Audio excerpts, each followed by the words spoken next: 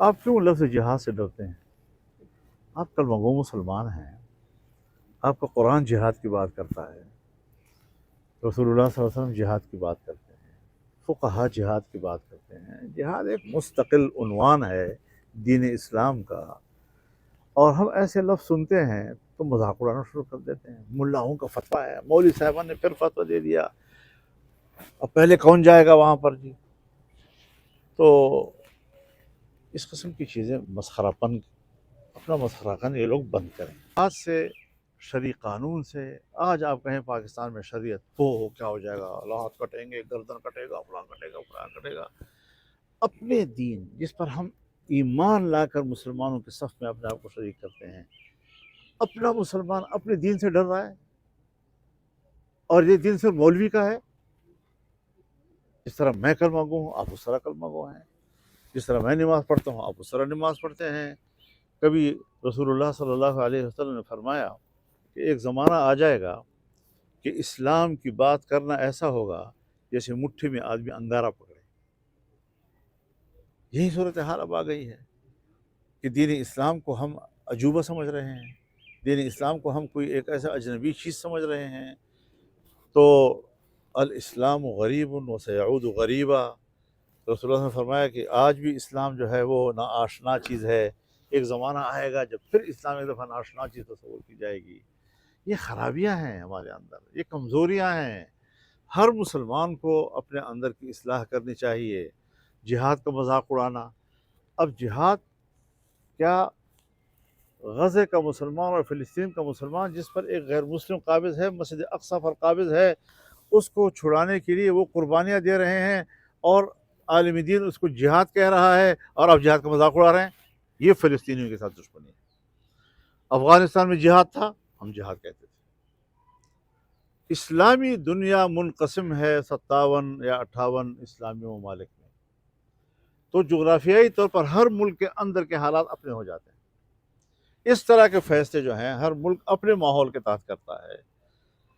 اگر کوئی فلسطین میں رہتا ہے تو ان پر جہاد فرض ہے، جو ساتھ میں سرحدات ہیں وہ اگر اندر جا سکتے ہیں تو ان پر فرض ہے، دور والے ہیں ان کے لیے اور کوئی راستہ نہیں ہے، وہ سیاسی حمایت کرتا ہے، کوئی چندہ بھیج دیتا ہے۔ تو یہ ساری چیزیں جو ہیں جہاد کے زمرے میں آتی ہیں۔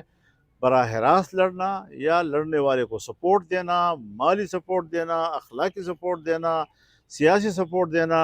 اب آپ مجھے بتائیں کہ جہاد افغانستان یہ ہمارے حکمرانوں کا نعرہ نہیں تھا؟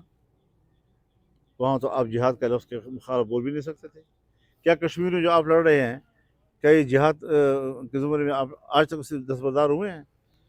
تو یہ ساری چیزیں ایسی ہیں کہ بساط کے مطابق آپ جتنا کچھ کر سکیں۔ یہ نماز کی طرح نہیں ہے، نماز کا نہ ٹائم تبدیل ہو سکتا ہے نہ طریقہ تبدیل ہو سکتا ہے، لیکن جہاد ایک عمل ہے، اس کے لیے تدبیر ہوتی ہے، مشاورت ہوتی ہے، کس طرح لڑنا ہے۔ جہاد صرف ایک چیز کا نام ہے، وہ ہر جد و جہد، وہ ہر محنت جو اعلاء کلمت اللہ کے لیے ہو، اور اللہ کے احکام واضح ہیں۔ اگر اللہ نے مجھے آزاد جنا ہے، کسی کا باپ بھی میری آزادی کو سلب نہیں کر سکتا۔ اگر اس نے حرم میرے حوالے کیا ہے، حضرت عمر کے حوالے کیا ہے، صلاح الدین ایوبی کے حوالے کیا ہے، مسلمانوں کا اس کے اوپر قبلہ اول رہا ہے، رسول اللہ صلی اللہ علیہ وسلم اپنی حیات تک ادھر رخ کر کے نماز پڑھتے رہے ہیں، تو اس پر ان کا قبضہ جو ہے وہ مسلمان کیسے قبول کرے؟ تو یہ ساری چیزیں حضرت، جب آپ اللہ کے دین کے کسی حکم کو اونچا کرنے کے لیے اور اس کے کلمے کو بلند کرنے کے لیے آپ سادہ سی گفتگو بھی کرتے ہیں، وہ بھی جہاد کے زمرے میں آ جاتا ہے۔ اور اگر یہ مقصد نہ ہو تو پھر اور ہونا تو یہی چاہیے کہ ریاستیں خود اعلان کریں اور چلیں، اور پھر پوری قوت کو اس میں شامل کریں۔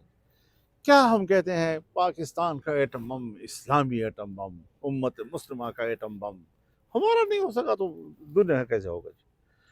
تو اس میں مایوسی اگر ہے تو حکمرانوں کی جانب سے ہے، لیکن اگر حکمران ایک فرض پورا نہ کر رہے ہوں تو کیا عام لوگ جو ہیں مسلمانوں کے اندر کوئی اس کے فرائض نہیں ہو سکتے؟ جو مسلمانوں کے اندر جو فرض ادا کرنے کی صلاحیت و استعداد ہو اسے وہ پورا کریں۔ پچھلے تمام جو ہمارے اپنے پلیٹ فارم سے ملین مارچ سے ان کے ریکارڈ توڑے۔ اس سلسلے میں اب 27 اپریل کو کراچی میں 27 اپریل کو لاہور میں ایک بہت بڑا اجتماع ہوگا، ملین مارچ ہوگا، اور پنجاب کے عوام اپنے فلسطینی بھائیوں کے حق میں آواز بلند کریں گے، ایک میدان میں ہوں گے، ایک آواز ہوں گے، ایک قوت ہوں گے، اور یہ امت مسلمہ کی آواز ہوگی، نہ کہ صرف ایک شہر یا ایک صوبے کے عوام کی آواز۔ 11 مئی کو انشاءاللہ العزیز پشاور میں فلسطینیوں کے حق میں اور غزہ کے شہداء کو خراج عقیدت پیش کرنے کے لیے ملین مارچ ہوگا۔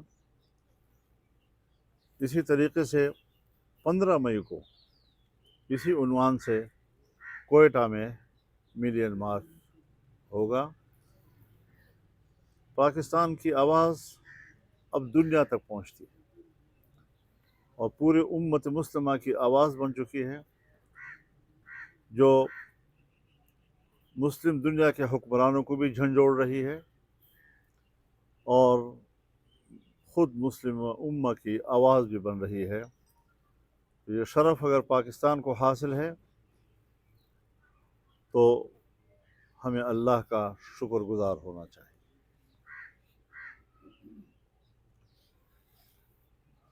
ہم ایک بار پھر پاکستانی قوم،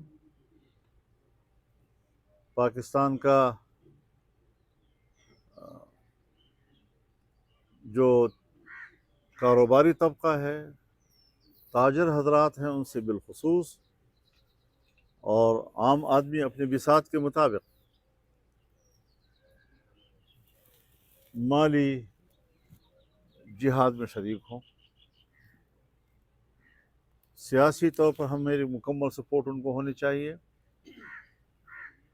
ہم کسی مسلمان بھائی کو اس طرح ایک سفاک کے منہ میں دینے کے لیے آمادہ نہیں ہو سکتے، اور ان کی آزادی کے حق کے لیے اپنی جنگ اور جدوجہد جاری رکھیں۔